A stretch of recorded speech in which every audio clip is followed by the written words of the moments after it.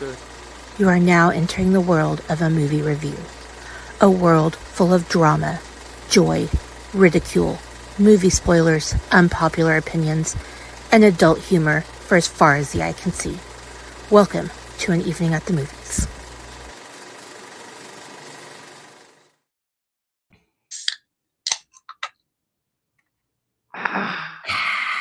Welcome back, everybody, to the greatest movie review based podcast on the interwebs. An Evening at the Take Movies. two. I am your excited to be here co-host, Case. Well, according to my name tag, Detective Inspector KCB. Better get that right. We will get into that in a couple of minutes. But for those of you who don't know, this is An Evening at the Movies, the podcast where we eat the stale popcorn, and of course, as always, we drink the watered down sodas. And There discuss is all of our soda in favorite this, movies. and it is a little watered down. So there you go. Watered Vodka down with soda. alcohol, maybe. And ice. I gotta start keeping my vodka cold. Yeah. Discuss all of our favorite movies and why we love them. But before we get into all of the movie stuff, though, we have to say hello to not that side of the screen, that side of the screen. Everybody's favorite co-hostess is back with us. Say hi, co-host. Yo. Hi, co-host. What's up? It's me, Amanda. It's Friday. Ain't got no job. Ain't got shit to do. I'm gonna drink some drinky drinks. Wrong Chris Tucker movie. True. Very true. But I mean, there is still the rumors that number 4 is coming, and supposedly he's coming back for that one. But that rumor's been floating around for almost a decade. We don't need another Friday movie. We really don't. Like, you can't. It's one of those things you can't recapture the magic. And obviously, they tried by making how many? 3 or 4, I guess. Like, it's too much. Also, everybody, ignore my lobster red face because I've been in the pool. I've been in the poo, and the rosacea always flares up in the heat. And I probably got a little sun, but I'm actually pretty tan. Look how dark I am. It's so impressive. That's because you spend 8 hours a day in the freaking pool. Well, that is just not true. It's not warm enough for that yet. More like first world problems, but yes. I'm not third world ugly. Women think I'm cute, like Snoopy. So sorry, I know we're not there yet. But yeah, getting back briefly while I was muted, getting rid of the guest being Griffey. But poor Griffey. Yeah, the whole we don't need a 4th Friday. We don't technically need a 4th Rush Hour either, but evidently somebody's going to throw a temper tantrum and force Paramount to give it to us. Evidently, all they're waiting on is signing Chris and Jackie. Well, they are too old for this shit. Like, I'm invoking the Murtaugh rule. I think they're probably... Jackie Chan's at least mid-50s, right? Maybe 60s. I don't know how Chris Tucker is, but I got to say late 40s at least. Actually, Jackie Chan is not as young as you think he is. And I'm currently Googling as we speak. So, but yeah, Jackie Chan is not. Chris Tucker is, I believe, a little bit older than us. Yeah, but not by much. And we old. Yes, woman. Hello. I'm just saying, they're too old for this shit. Well, I mean, you can't keep redoing movies over and over and over and over and expect to have the same success that you've had over the last 25 years. And so, would you like to add to the Rotten Tomato game and take a wild guess on how old Jackie Chan is? A legitimate guess, I would say 61. You would not be close. Am I under? No. Oh, I'm over. Well, yeah, you are under. Oh, okay. It's Friday. My brain is already checked out. So, Jackie Chan was born on April 7th. And let me move to this portion of my screen. Drum roll, please. I got it early. 1954. Motherfucker, don't make me do math. Just tell me how old he is. 72. Carry the. No fucking way. Wow. After Black Don't Crack, it's Asians. Like, or maybe they even Thai. He looks so much younger. To be fair, I haven't seen a current picture I of Jackie seriously Chan in a never minute, would have. but I think he was doing press for Rush Hour 2 when it came out.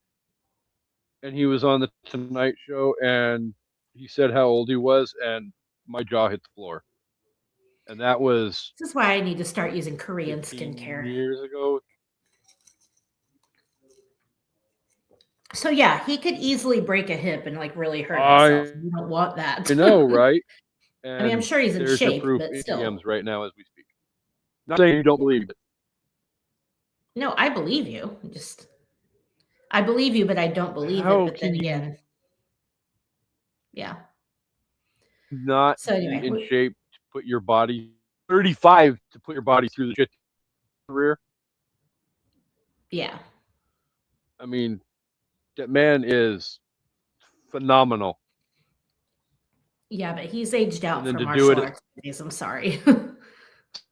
72 Hate to be years the old. bearer of bad news. Yeah, that's I roll it and my freaking back cracks and my knees pop and I walk across the damn house to the bathroom and my freaking back starts He's still killing a me. decent And, actor, yeah, though. no, It's not like he can't do other things. So even though that Karate Kid remake was garbage, he made me cry in it. I thought he was the best part of the movie. Ooh, you're gonna piss Dre off. Well, that movie was garbage. And it was unnecessary. I will Baby die Will on Smith that was hill. good. That movie What's his name? Jaden? Anyway. Jaden Smith? Yeah, he was good. I mean, it just... Yeah. They could have made that movie and called it something else, and I think it would have been fine. Yeah. I mean, why can't you just... I mean, other movies do similar things to other classic movies, and they don't use the classic movie's name. Is there a bone in your popcorn? There's an Amanda hair in my popcorn. Much of it. I think the other bad thing about that Karate Kid movie... Oh, sorry. I was just going to say, hopefully not a curly one. Why? I just... stop it.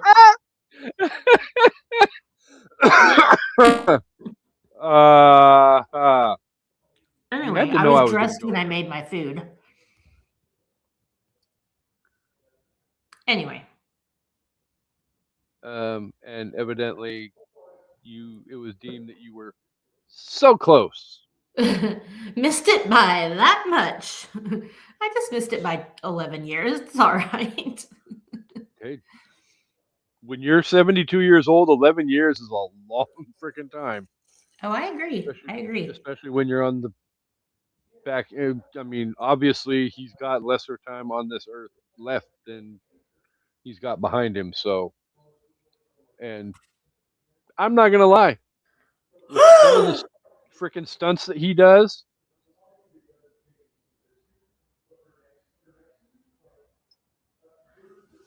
And who was that Listen from? here, Jawsborn. Jawsborn 87. Oh, Fuck the Spurs. Fuck the Knicks. Thunder for life, yes. baby. What?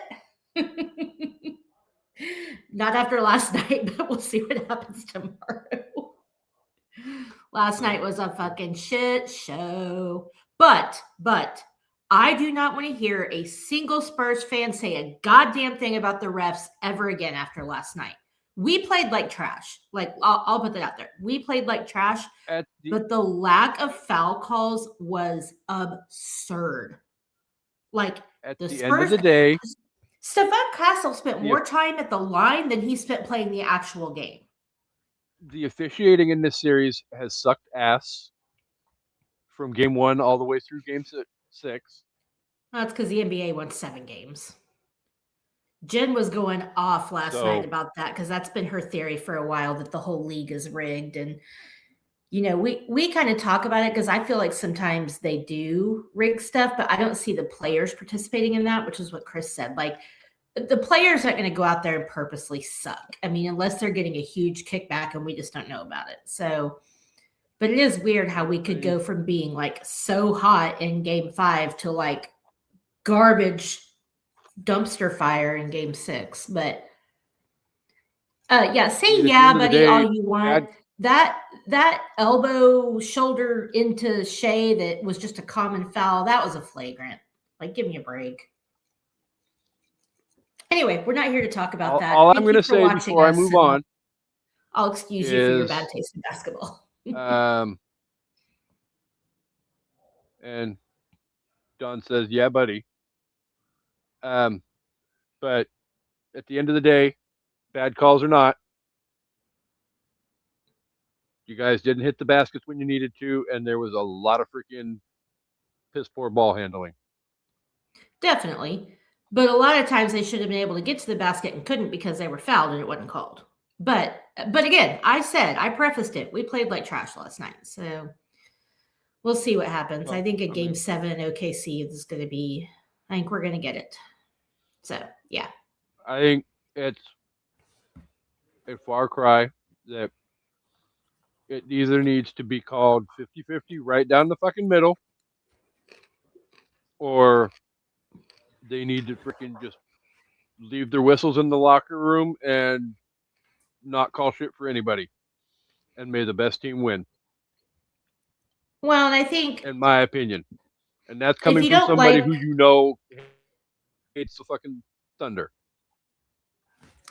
I think if you don't like the way certain players may take advantage of the rules, then you need to change the rules.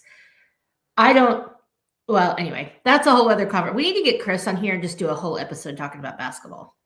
Not just the Thunder, but overall. I will say, last thing about this, what I am excited about is for us to play the Knicks and the Knicks to have to come back to Oklahoma City, and I hope they have to stay at the Skirvin Hilton Hotel. If you don't know what I'm talking about, Google it. It's funny. Well, okay, I mean, moving on. For the Knicks to have to come play in Oklahoma and stay there, that would mean you guys have to win Saturday. And yeah, and I said it like it's I said it like it's a foregone conclusion. Just roll with it. So, all right. With all of that said, the month of May has been martial arts in May month.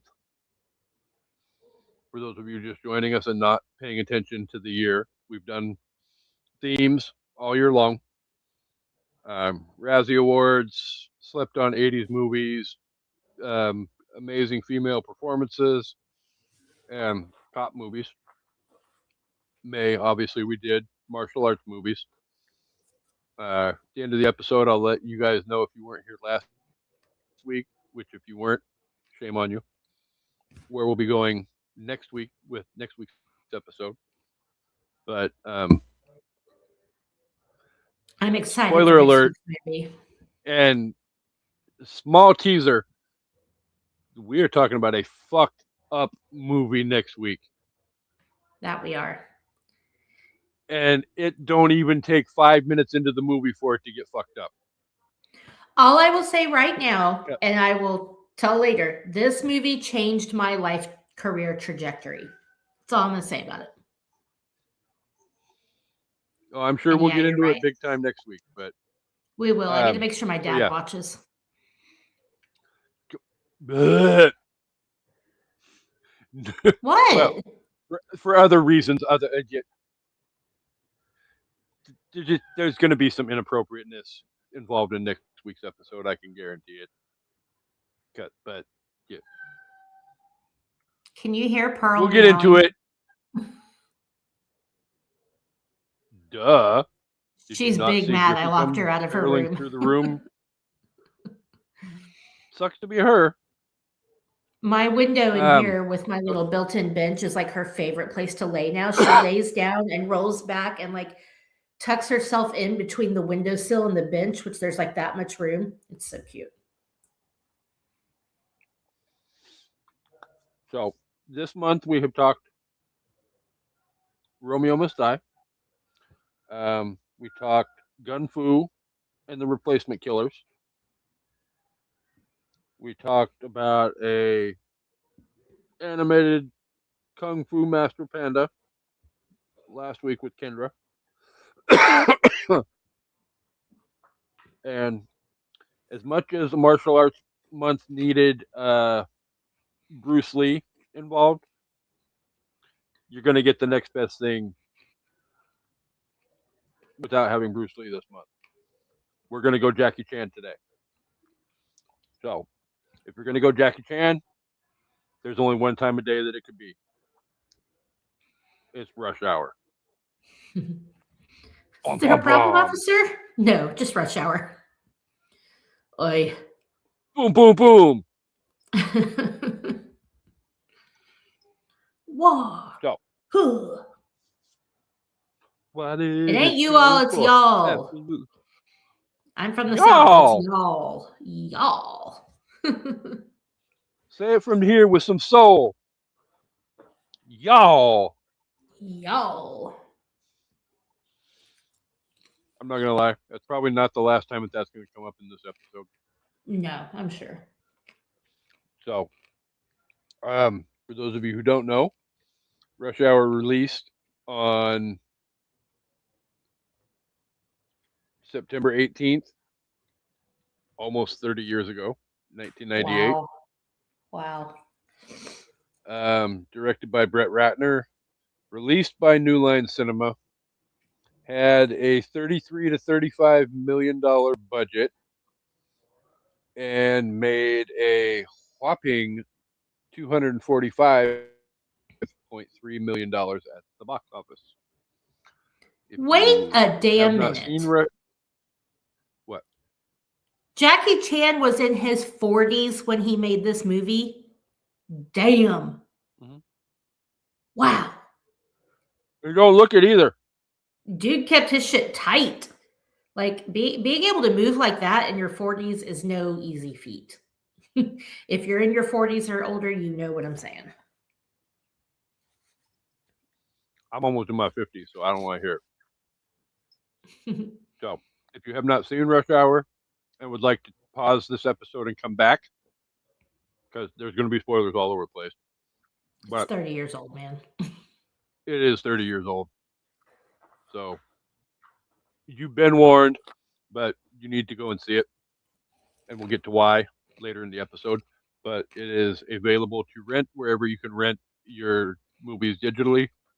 Or you can probably go on Amazon or whatever and buy a hard copy, probably of the whole freaking set of 3 movies for $10 to $15. Probably. So, and at the end of the day, all 3 of these movies are well worth the price that you would have to pay to get to see them. So, but come on. Now that she walked off the screen, I'm here. I'm just letting this cat in, so she'll shut up. It's everybody's favorite time of the episode. Okay. We're going to see how slutty Amanda can be, and we have some Rotten Tomato scores for her to try and guess. I All have right. two. Tomato meter is 73 critic reviews. Go ahead and make your guess. I'm gonna go. How many did you say? 23? 73. And mind Oh, you, 73. last week I did spoil the fact that Kung Fu Panda was the highest rated movie on Rotten Tomatoes that we were See, talking and I about. already forgot. I mean, I remember Kung Fu Panda was in the 80s or 90s, so I'm gonna go 71. Okay. 62%. No, really, man. Well, that's I don't know ass. why either. I don't This either. movie is not a 62% movie. Uh-uh. I promise you. Yeah, but film critics are douches. All right. Especially when it's that small of a number of critics. Yeah. It doesn't take much to skew the numbers in one direction. True. A couple of bad reviews and the number is going to go, ew. So, all right. Audience score, popcorn meter on 250,000 plus reviews. The audience gave the movie. You haven't let me guess it yet. I know. Oh. I'm okay. pausing for I'm drawing it out while I was switching over so I could do my drum roll for when I reveal the audience score. So, the floor is yours. I'm gonna go 82. And the correct score would be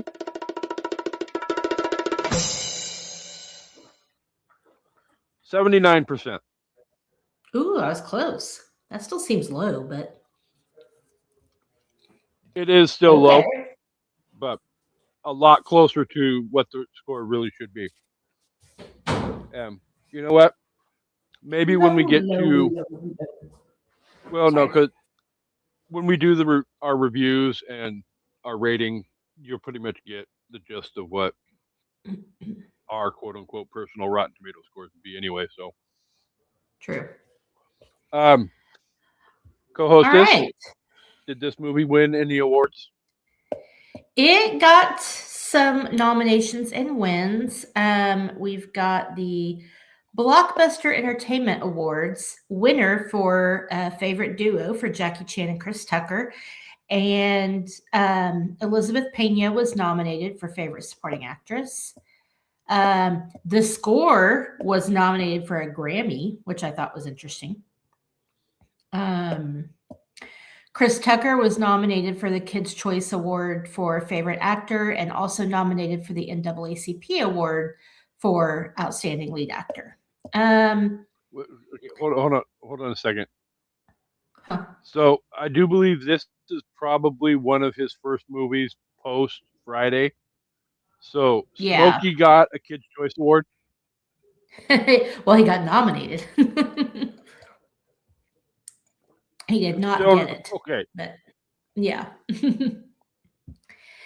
And then the MTV Movie and TV Awards, it got nominated for several things. Jay-Z got nominated for the Can I Get a Song, which, oh my God, Spring Break 99, baby. Love that. Or 98. Yeah. Best Comedic Performance, Chris Tucker. They won Best On-Screen Duo, Jackie and Chris, and then Best Fight, they got nominated for the fight against the Chinese gang. I wonder who they lost that to. I'm trying to think what other movies came out that year. And then Jay-Z got nominated for a VMA for the song. So now this little bitch wants out of here. Are you fucking kidding me right now? Pearl, you're going to have to wait. All right. So yeah. It got some of the fun awards, but obviously not getting nominated for anything serious. So, so in case you haven't seen this movie, Rush Hour, is about this. When a Chinese diplomat's daughter is kidnapped in Los Angeles, he calls in Hong Kong Detective Inspector Lee to assist the FBI with the case.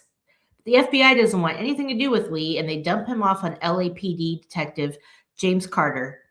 Although Lee and Carter can't stand each other, they choose to work together to solve the case on their own when they figure out they've been ditched by both the FBI and the LAPD.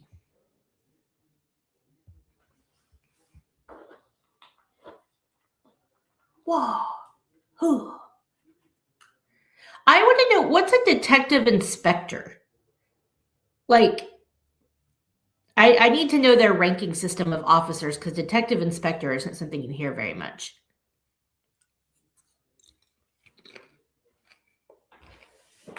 Okay, I'm letting her out. Casey, are you talking? Because I can't hear you.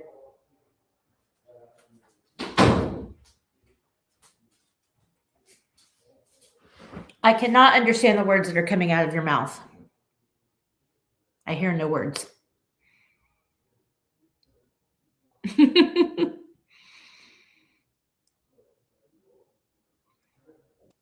Better? Yes. Okay. Now that Amanda is back, before we get into the meat and potatoes of the discussion, if you've seen the movie, and if you have, golf clap for you because you rock. But there are quite a few recognizable faces throughout the movie. That there are.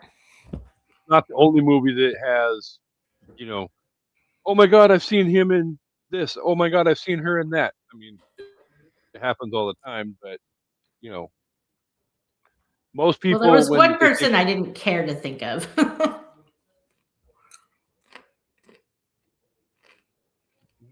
I like to think of the rapey guy in Shawshank. Oh, Special Agent Russ. Yes. Yeah.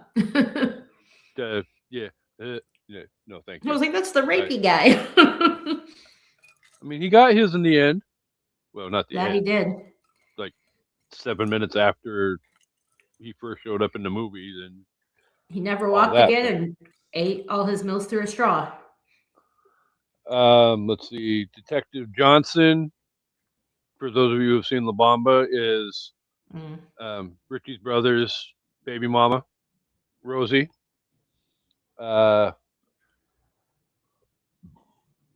Clive, the explosive expert that Carter is buying C4 from in the beginning of the movie.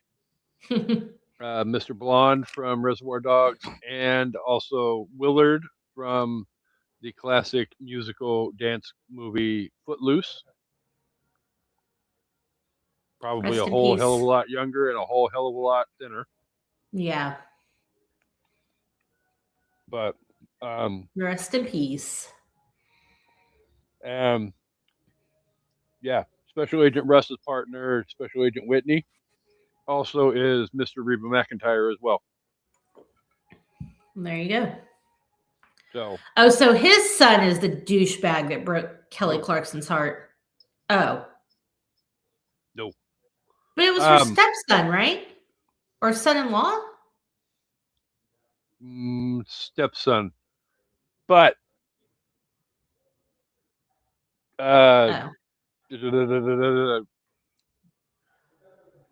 Special Agent Whitney is her current boyfriend, fiance. That's who she got with after she got divorced from Kelly's ex-husband. No. Yeah. Fuck that guy, whoever he is. The ex, not the dad. No, but yeah. How dare he try and screw over my Kelly? Right. So, all right. So, good or bad first? I don't care. No, fuck it. Let's go bad first. Because I don't feel like there's going to be a whole hell of a lot of meat on this bone. But, in your opinion, in what ways does this movie fail? It's wildly racist. It is like off the charts racist. That literally, Um, I'm gonna preface like my whole argument for how it fails. That is the only thing I had to say about this movie. same. That's the only thing I have to say too. But it is Otherwise, I love this movie, but it is definitely 100% racist rice-a-roni as and like fuck. yeah, making Jackie Chan say the N word and like I don't know. And you know, people do the whole yelling at someone when you think they don't speak English, which I never understand. How do you think raising your voice is going to help them understand the words that are coming out of your mouth?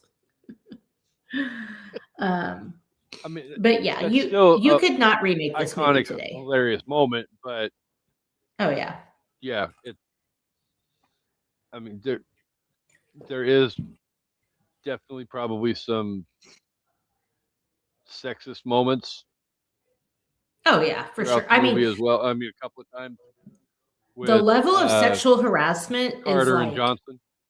yeah, uh, that level of I every time I was like, "Oh my god, that's sexual harassment. That's sexual harassment. Oh my god." How many times would HR have been called on Carter? Like at least 10 times. Well, you could like Internal he's affairs would be all up his ass. he's sitting there driving in the car trying to get Johnson to help him out, and he's admitting he's wrong and I need a partner, I need help, and blah blah blah blah blah. And then he ends the damn conversation with, "What color panties do you have on?" Yeah, exactly. Like yeah, I'm like, the HR all over the sexual place. the racism and sexual harassment are things you could only pull off in the like 70s, 80s and mid 90s, maybe late 90s, but around late 90s is when, you know. I mean, it's And still pre Me Too movement, but well, yeah. it And I definitely mean, ain't happening it's after Me Too. you know, it's fun. I feel like in a movie like this, when it's a comedy and all of the main actors are okay with what they're participating in, then I think it's okay. I don't think it's okay in real life. Like in real life, I would never say or do half of the things they do. Like I'm not okaying it in real life. But for a movie, whereas nowadays it's like if it doesn't lend to the story in a meaningful way, people don't do it. And I understand that. But I also think sometimes it can be funny to make find comedic value in the preconceived notions we have about each other. Well, I mean, So, even you know, like the whole scene where they roll up at the pool hall and they go in and Carter tells Lee, back me up, and they're walking through the pool hall and um, he's telling everybody, "What's up, my N word?" native. What's I up, my mean, native? and yeah, and then they had blah blah blah blah blah. Jackie gets kicked out of the back room, and he sits down at the bar, and the guy comes up to him, and Jackie looks at him and, "What's up, my native?" And I mean, The hell did you just say to me? it's not appropriate by any stretch of the imagination, but it, I guess, in a way, helps further the whole fish out of water. Like he doesn't really know anything about the world he's in right there. Like to me, that's the only really part of the whole, whatever's racist. That part actually works for me because like you're saying, he English isn't his first language. He's not from America. Carter literally says, "Do what I do." So of course he's going to sit down and say that and not have any idea what it means. Like for me, even though we don't like to hear people say that word, especially if they're not black, for me that actually worked because it felt true to the story. And then, led to the funniest part of that scene is at the end when he grabs a cigarette from the guy. He's like, "That's bad for you." And technically, it wasn't a cigarette. Well, yeah. That's so It cute. was a doobie. You better have glaucoma. That's bad for you. Again, not something you Uh, could probably do nowadays, but I thought that actually worked. I didn't, as much as I didn't like to hear him say the word, I thought it was like it's kind of like the whole story about Django Unchained, where Leo doesn't want to say the N word, and Jamie Foxx is basically like, "Stop being a fucking pussy. Say the word. It's important to the story. Nobody hates you. You'll be fine." I think well, it's no, like because that kind of scenario. at the end of the day, and I believe the words that actually came out of Jamie Foxx's mouth is, it's not Leo saying these Right. words, it's your character. The character. Yeah. Nobody's going to blame you for saying, we don't think you, Leonardo Right. DiCaprio, are a racist piece of shit. But I'm with him because I mean, I did, theater and stuff in high school, but I don't know that I could say that word, especially more than once. I would be like, if I have to say this in a scene, it's a one and done. So this better be a good take. 'Cause I'm not like that word makes me so uncomfortable that like I don't think I could say it. So I get it, but I'm sure they had Oh conversations no, about it, whatever. But like yeah, I want to crawl inside my skin when I hear that word. So anyway. yeah, perfect analogy coming out of my mouth. Whenever that word gets uttered on in any fashion, whether it's Rush Hour or The Green Mile or whatever, Ooh, yeah. it's like Freddy's Dead: The Final Nightmare with his claw on the chalkboard. Yeah. Yeah, no. It's the only bad thing about reading Stephen King books, man. You read his early work and he drops that word like it is nothing. And I'm like, oh, And again, I'm not personally saying that Stephen King is a racist piece of trash either. A lot of his earlier stuff is at least partially set in a time where that was yeah. I thrown mean, I out think he's there. writing for the time. Yeah. Like if you're writing a book based in 1978 or 1975 or where even in the 80s, people are going to say that. Like it sucks. It's awful, but Or So the anyway, 50s, like it. right. So So again, follow his Twitter account, and you will definitely see that Stephen King is not racist by any stretch of the imagination. right. If anything, he hates the current racist piece of shit. Yeah. But we're not going down that road. So, all right. So, mild racism and mild sexual harassment. Two things that don't work.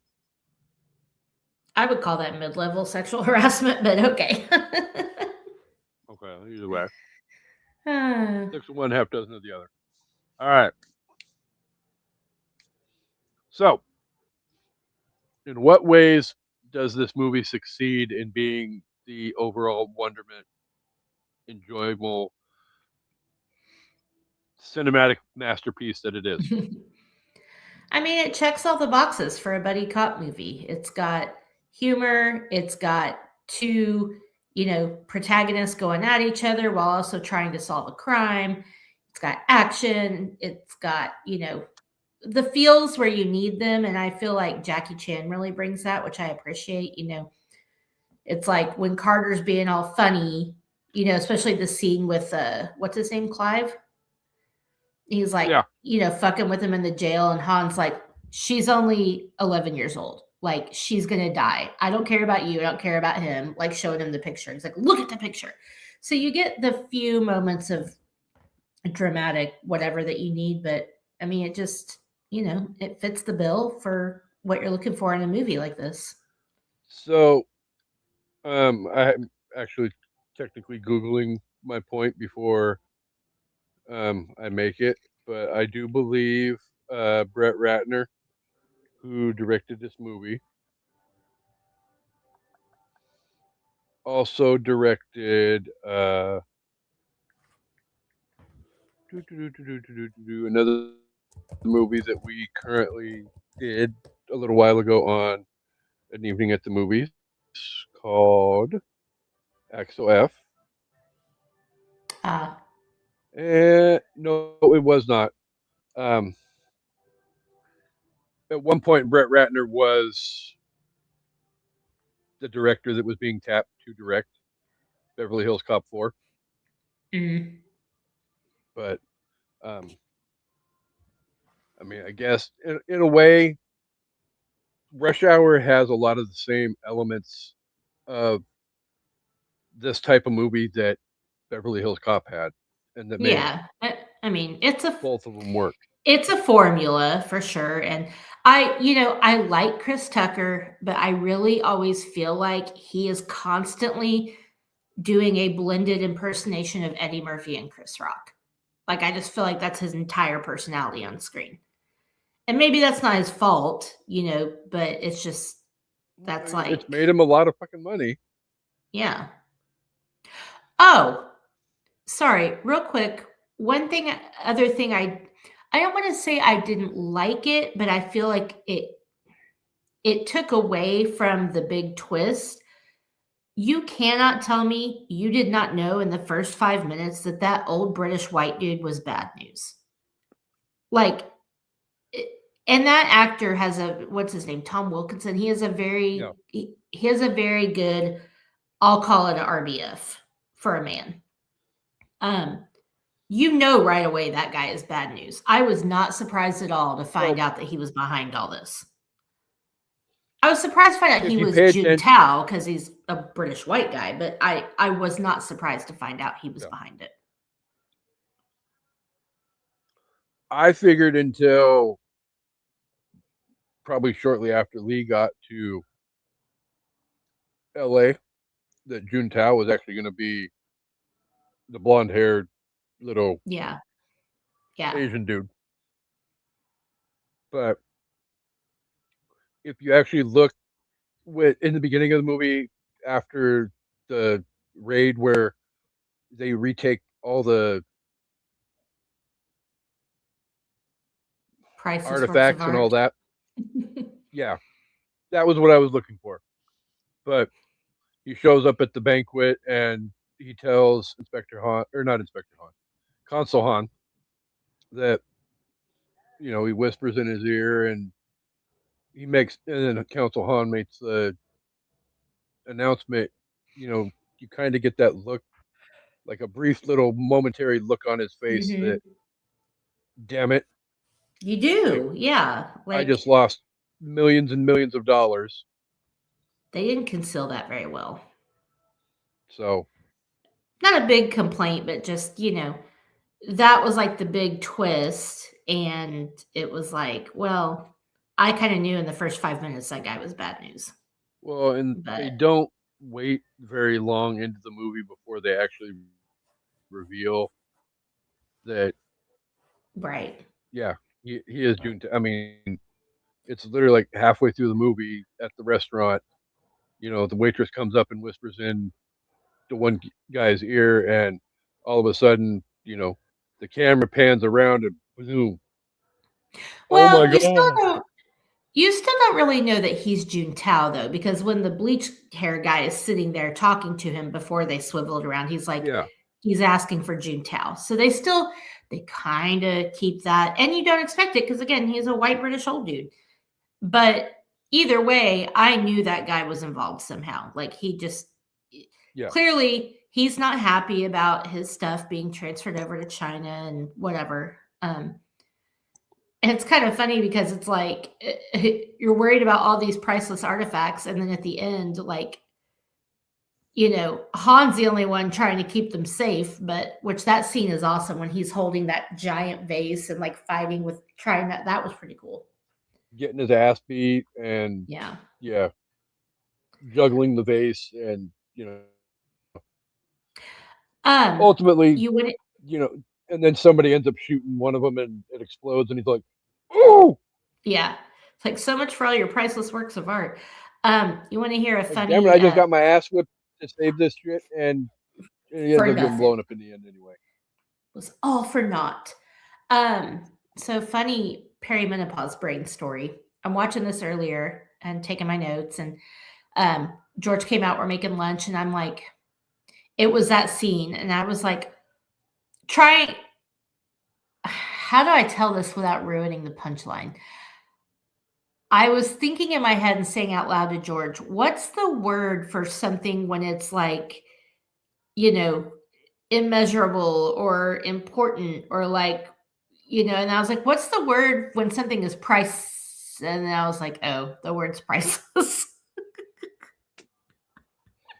Oh, George Lord. was like, are you okay? Menopause is a real thing. Yeah, the brain Apologize fog there. is real, my dude. It's real. It's real. No, the movie is just insanely hilarious in Yeah. every way imaginable. Like, I remember when it came out, I didn't necessarily particularly care to see it, but then when I actually sat down and watched it, I remember laughing so hard that I damn near peed my pants. Yeah. Yeah, the dialogue and especially like Chris Tucker obviously has so many good lines. Like, it's the LAPD. We're the most hated cops in the free world. My own mom is ashamed of me. She tells everyone I'm a drug dealer. That's so funny. I, that's just part of the reason Chris Tucker is amazingly hilarious in these movies, and it's not Never just touch this a movie, black but man's radio. 2, 3, yeah. And spoiler alert: when we get to the top fives, it's going to come up again because my top five is top five greatest moments from Rush Hour. Oh, okay. So you know you have that to I look forward to here in a couple of minutes. But and like obviously, so for I always say this the way he says it. What the hell did you just say? He's like, I like to let people talk who like to talk. It tells me how full of shit they are. What the hell did you just say? I love the way he delivers that line. And then, of course, do you understand the words that are coming out of my mouth? I mean, that line has become so iconic that just Right. about if you haven't seen this movie, you know that line and where that line came from. Exactly. Yeah. It's just it's there. So, um, yeah. I mean, I I'm don't Michael think. Jackson and you're Tito. Your ass belongs to me. It's so funny. Oh, just the movie works in every way that it needs to work. Yeah. That's the easiest way to put it. And Jackie And Chan's got his moments too when it's like when he's like, "Okay, just come in behind me if anything goes wrong, pretend you're LAPD. Here's my badge." And he looks at it and it's a I'm not six picture of one. him. This won't work. I'm not 6'1". Like, Again, what? mildly racist joke, but whatever. Well, I don't think it's I think it's that he's not looking at the picture and not looking at the fact that he's not black. He's just like, "I'm not tall." Yeah, I don't like you. The girl don't like you. Oh, can we talk? Can we talk about Sue Young for a minute and what a fucking badass she is? um, I'm waiting for you to sing a song.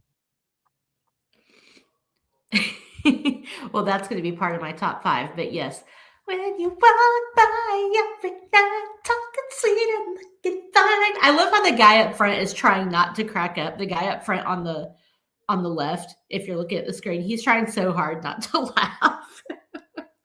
But yeah, it's still like he's trying his best to be the bodyguard that he's supposed to be, and Yeah.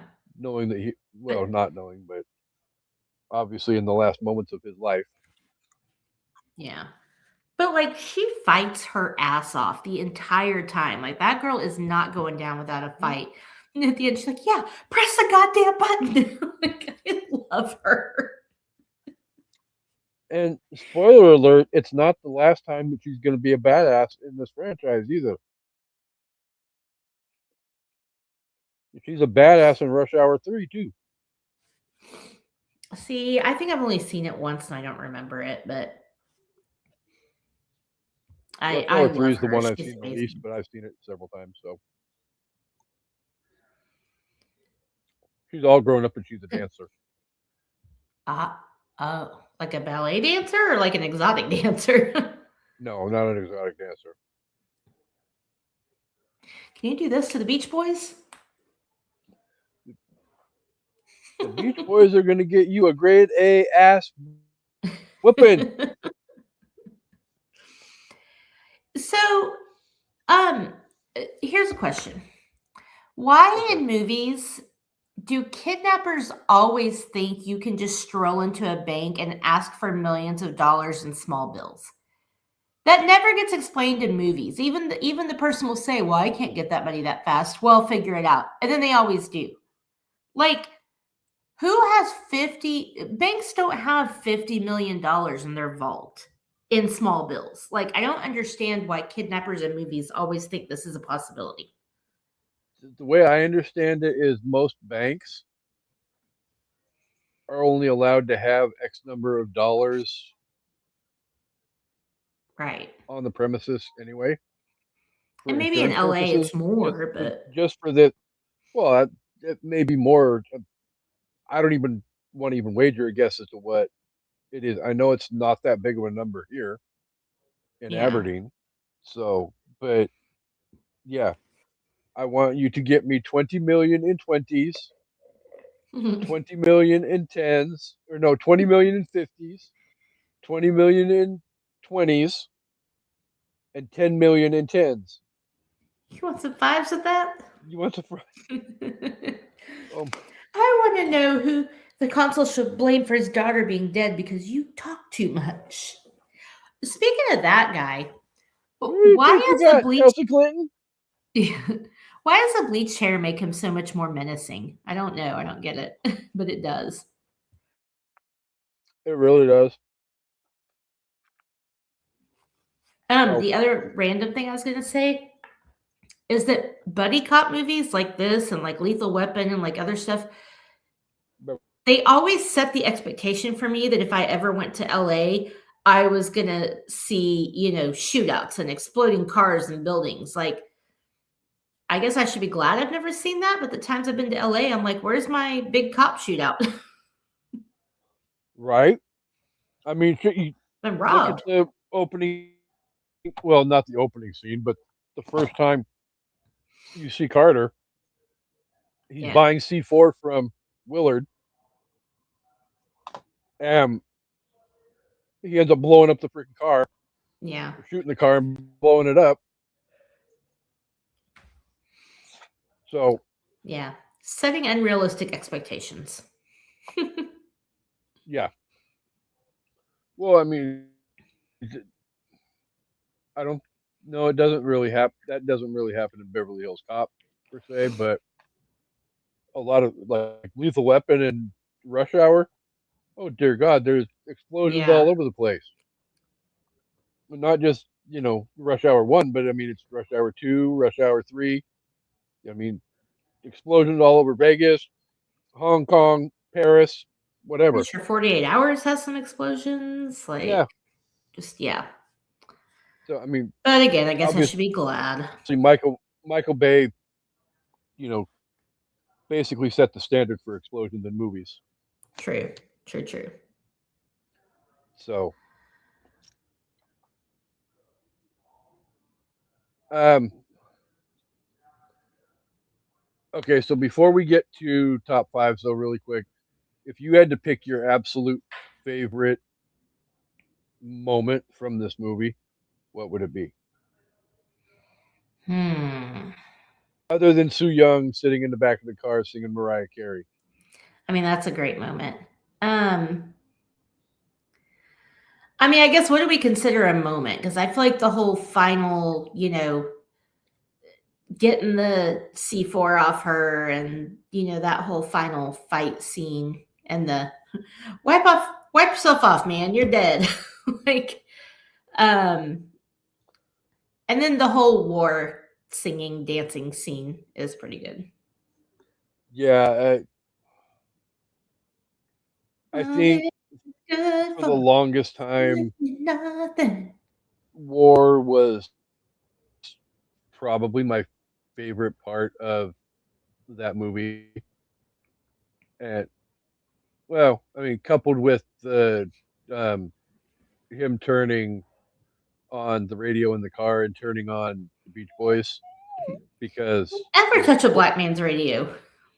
spoiler alert, that joke pops up again very early in Rush Hour 2 Mm. because they're driving down the road in Hong Kong and Chris Tucker fucks up and he gets all pissed off and he just takes a CD out of Jackie's CD player and throws it out the window and he's like, "Don't you ever touch a Chinaman's CD player." That's Yeah. funny. You can maybe do that in Along Hong the Kong. lines Don't of, get your ass shot in LA. yeah. Well, I mean, it's the opposite of the whole joke that, Right. don't you Yeah. ever touch a black man's radio.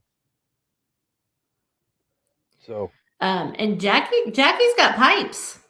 Like, he actually has a pretty decent singing voice. Jackie actually started in the industry as a singer. Interesting. I've actually seen him sing numerous times. I Can't Help Falling in Love with You, the Elvis Presley version. Oh, okay. So, What if you have is not seen your him perform fault? that, you definitely have to go look that up. So, if I can find a video of it, I will post it on the An Evening at the Movies group page so that people can see it as well. Nice. But the man, as talented as the action star as he is, he's that much better of a singer. Yeah, he's a good voice. So, Except it ain't you all, it's y'all. Chris Tucker isn't that bad of a singer either. I mean, you don't necessarily get that as much in the first Rush Hour, but like there is a scene with him singing the hell Michael Jackson song was it in Rush Hour 2? He's singing a Michael Jackson song at a karaoke bar in Hong Kong. And Nice.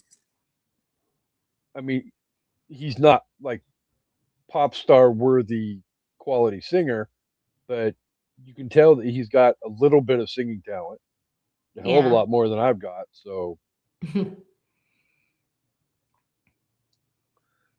God, y'all. all right. So, do you have a top 5 list that you would like to share with us? I do. So I went with small kid roles in movies that left a lasting impact. And one of my honorable mentions isn't a movie, but that's why it's an honorable mention. So 2 honorable mentions. First one is Little Forrest and Jenny and Forrest Gump. They were both good. Both left a lasting impact. Little Forrest was adorable and funny. And then second honorable mention, which I actually don't know if you know because you've never told me that you watched, but Derek from Stranger Things, season 5. Derek had a small role, but it was hilarious and has made that kid famous. He's been on all the shows. He's gotten some commercials. He's just funny. Have you watched season 5 yet? I haven't watched season 5 yet. Okay. Well, you'll like Derek. Derek is funny. Better than the other Derek in the TV show I'm watching. Oh, yeah. Okay, so number 5 is the I don't think they ever actually say his name, but it's the kid at the police station in The Hangover.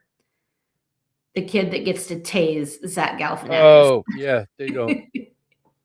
His facial expressions and just everything, like that kid had like 2 minutes of screen time and he was hilarious. Number 4 is Johnny from Better Off Dead. I want my $2. Love that kid. $2. Number 3 is Sue Young. I can never hear Fantasy without thinking about Sue Young. And again, just the rest of the time she had in the movie was amazing, but specifically her singing Mariah Carey. Anytime I hear that song, I picture that scene. Number 2, George gave me this idea, and I said, kudos to you for the horror reference. And he goes, well, it was actually a Ready Player One reference, but whatever. Number 2 is the Shining Twins. Come and play with us, Daddy. They're not twins. In the movie, they're twins. In the book, they're not. I know. It's a thing. And then number one of my favorite kids ever that had very little screen time but had zero fucks to give, Lindsay Wallace from Halloween.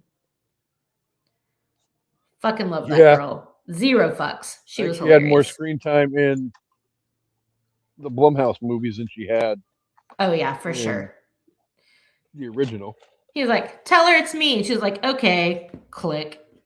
She got stuck in the window. She'll be right here. I love Lindsay Wallace. So, yeah, there you go. All right. So I went with, like I said, moments from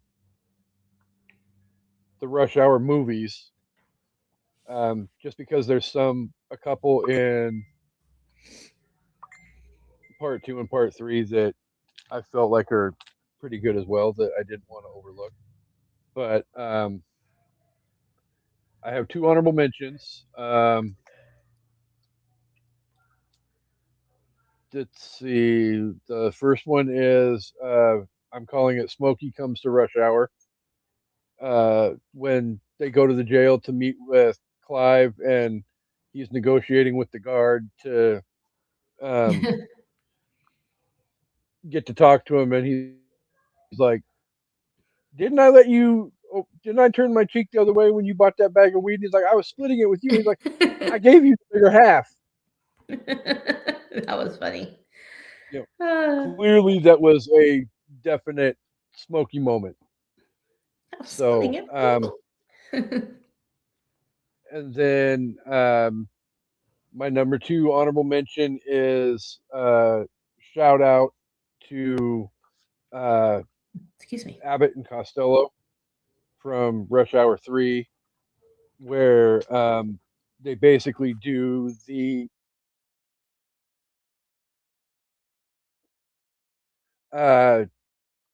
Chinese version of Who's on First, where they go to a karate dojo and Carter's going back and forth with this old Chinese guy that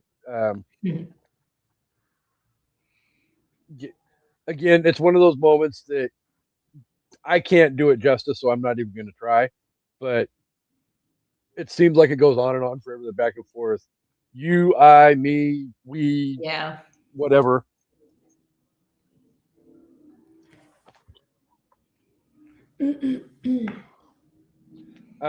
Number 5 is, hold on, I have to unlock it.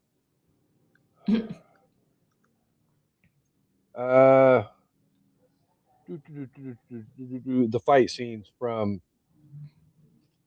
all of it, because literally they're such iconic moments and well choreographed. So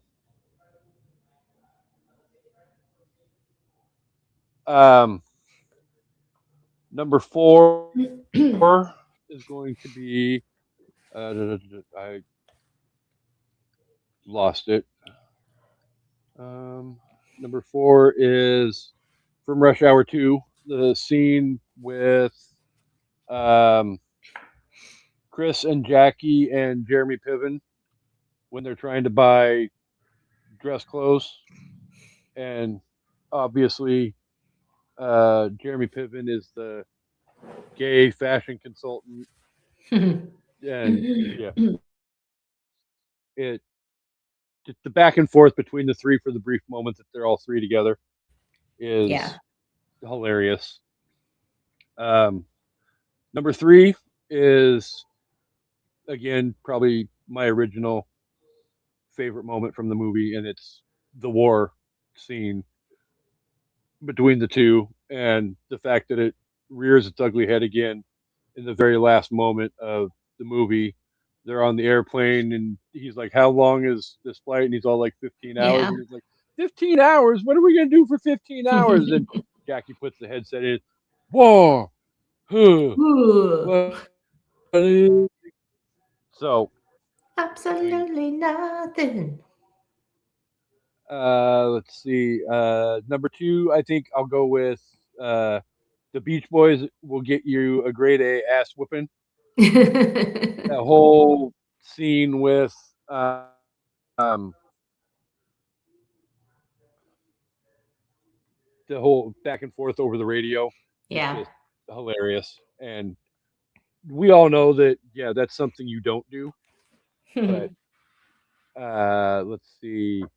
And then number one is actually not directly movie related, but it's the blooper reels from the credits. Oh, yeah. That was If funny.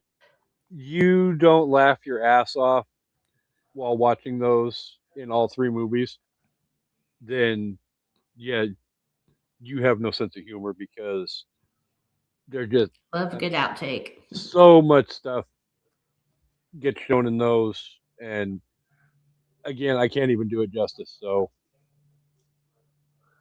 there's no point in me even trying. So, um, but yeah, that's my top All five right. moments from the movie. Very So nice. as a whole, what were your overall thoughts of the movie? And if I you were to give mean, it a ranking out of five, yeah, it's a really funny, well paced, good action movie. Yeah, there's some racism in there, and that's just what you have to deal with. But um, again, fits the bill, checks off all the boxes for a buddy cop movie, and has a good ending. And yeah, it's very enjoyable. I would give it 4.5 out of 5 bowls of eel. bleh,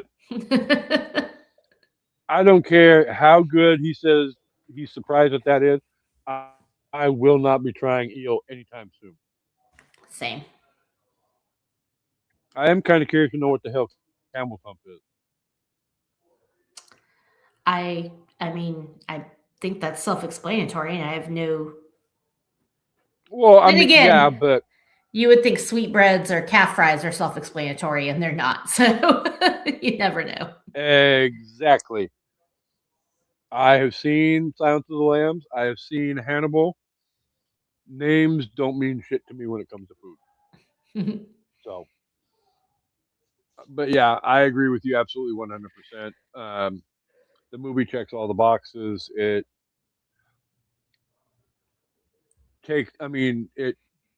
takes the ball and runs with it when it comes to buddy cop movies and comedies and all of that. Brett Ratner does a great job as director. Chris and Jackie are amazing in this movie. Um, as much as I hate to say it, it's one of those. If they were to keep making movies, I would probably still watch it, even Yeah. though we all know my thoughts on how a potential Rush Hour 4 is coming about, but we're not Yeah. going down that road. Um, but I mean, the music's good, the score is good. It's a hilarious movie, and if you want to be entertained by just a purely entertaining movie, then you need to see this movie, whether you've seen it or not. And if people want to come at me and say they don't like this movie, I honest to God would like to know why. Because Right. even if it's not your quote unquote cup of tea, I can almost promise you that there is something in this movie you will find to laugh at in some Yeah. way, shape, or form. For So sure. For sure. it's going to be uh, 5 out of 5 words coming out of my mouth. Nice. So, yay! Martial arts in May month is officially done and over with. We made it. All hiccups Yay. aside, um, this was a lot of fun. I'm glad we got to do it. Again, rest in peace to Chuck Norris, who was the inspiration for this month. Um, But yes, onward and upward to bigger and better things, though. But before we get to that, I have to thank the listeners for being here each and every week. You guys are incredible, amazing. We love you. We appreciate you. All that jazz. But we're going to be back again here in just a couple of days because we've got another new episode day coming up again next week. And we've got to get that episode recorded. So for June, we're going to be talking about courtroom movies. We're going to talk Liar Liar. We're going to talk Philadelphia. We're going to talk My Cousin Vinny. But before we get to the dramatic and the funny that is those three movies, we got to get fucked up because that's what we do on an evening at the movies. And we're going to be talking about The Devil's Advocate next week. So if you have seen the movie, you know why it's fucked up. So many. If you have not levels seen of the movie, fucked up.